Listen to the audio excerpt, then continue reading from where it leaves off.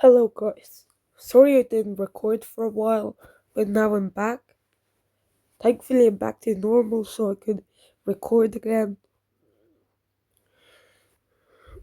Thanks to all of you who are still watching sometimes my videos. They'll be back to normal from today. I'll do a hero review today of Pendalus Clonk from the Alliance quest. Pendalus Clonk his element is fire. His class is rogue. The odds on the summon are okay, I guess. His family's the Beauty and the Beast. It's one of the best families in my opinion with the humanity, so I like that quite a lot, not gonna lie. His passive is revival health reduction. All enemies have minus 80% health when revived. Boss enemies are not affected. So that's good for heroes like Mother North if you're facing them. Unlike Brush Wars, heal when status elements expire or is cleared. This character receives 10% health each time a status element expires or is cleansed, removed, or relocated from them. This effect can activate only once per turn, so it won't be getting infinite health. It's only once per turn. Now onto his passive from the beautiful inside. Whenever this character would take damage from a status element or from a negative stack, they will recover that much health instead. So that's quite good. His model is obviously a clock, and the background is a castle from the Alliance quest. His special boost is at the start of each battle. This hero special skill deals an additional plus 3% damage for 6 turns. It's an okay one, I guess. His power is 1683 and base is 1287, so that's quite nice. He has 1950 attack, 1680 defense, and 3100 health, so that's good in my opinion. I would say he might be quite good in the future because he does deal a huge amount of damage to enemies on fast speed battle.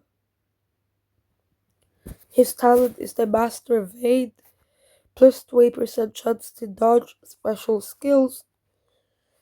If damage was dodged, the following effects are also activated. This character deals 50% extra damage to the attacker, so that's quite good in my opinion. That's one of the ones I really like.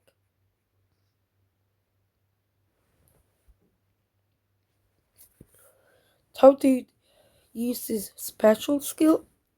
Always on time. Always in time is a fast speed. If the caster has 35 or more humanity, deal 750% damage to a target, which is actually really good amount of damage. If the target is defeated by the attacker, the caster gains plus 50% mana. That's really nice.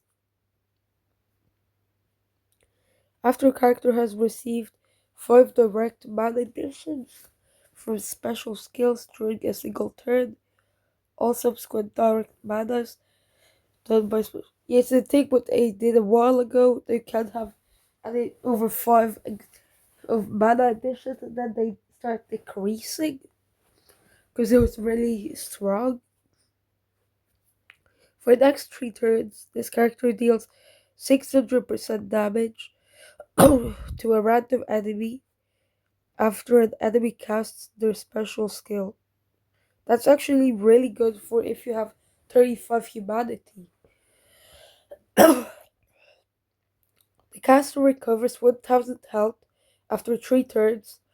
If the fact is removed or replaced before the duration ends, recovers 1400 instead. This is a really good hero. I'm hoping that someone will give. It's really nice.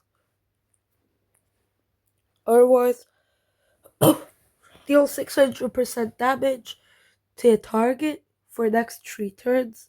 This character deals 500% damage to a random enemy after an enemy casts their special skill. Yes, this is a bit of a worse one, but still quite good. Without the humanity, each enemy can trigger this effect once per turn. Yes, there won't be any. Some heroes can activate their special skill more than once per turn, so he can't get them more than once a turn.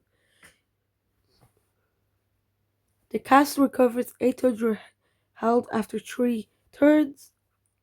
If the effect is removed or replaced before the duration ends, recovers 1200 instead. That's a really nice hero. Now we're on to a second hero, the costume for Milady the Winter. She has an okay design, I'd say.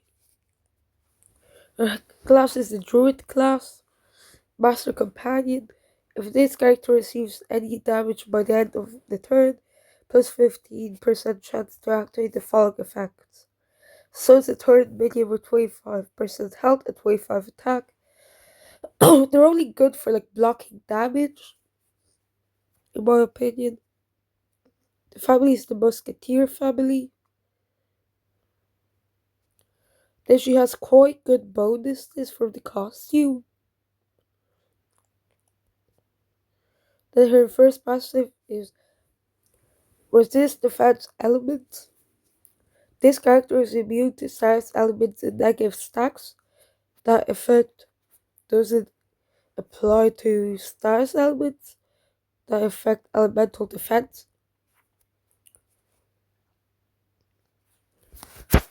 Damage on special skill and covert damage. When the character receives damage from special skills or in the place of a character in cover, there's a 70% chance to deal 50% of the received damage to all enemies. I like that. One of my characters does have that. It's quite nice.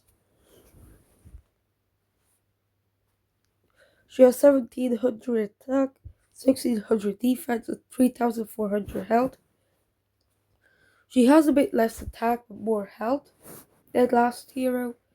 I'd say I should swap that around because she is on slow mana. Her power 1680, well the boost 1280. Special armor for the Ascension is quite okay, plus 4 defense for 6 turns. Now her special skill. The difference between the costume and the original is quite high. With the damage, Cultivated Manipulation deals 408% damage to all enemies. I like that array. The caster generates 1500 boosted health over 6 turns. Boosted health can exceed max health. I have a hero that could stop that from the Valentine's event. All enemies reflect status effects, buffs to a random character on the opposing team for 6 turns. Ooh, she reflects status effects. Only dispellable buffs are reflected. Ah, fair enough. All allies reflect status elements to a random character on the opposing team for 6 turns. Only cleansable status elements are reflected. Yeah, that's also fine, I guess. She's an okay hero after all. Then for this week, we're also getting quite good stuff. March week 12, the Lunar New Year's ending. On Monday we're getting nothing new. On Tuesday, you get the elemental contest. On Wednesday, it's a happy ninth birthday. On Thursday, there's Night New. On Friday, it's Monster Island Dragon Cave. It's quite nice. And then on Sunday, is the Shadows of the Deep. I really appreciate that you were watching, and see you till next time. Bye.